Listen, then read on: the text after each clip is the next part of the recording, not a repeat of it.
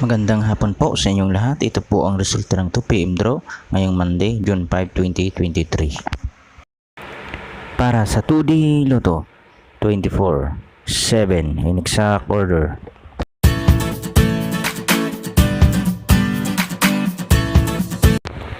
At para naman sa ating 3D Lotto 1, 4, 2 in exact order.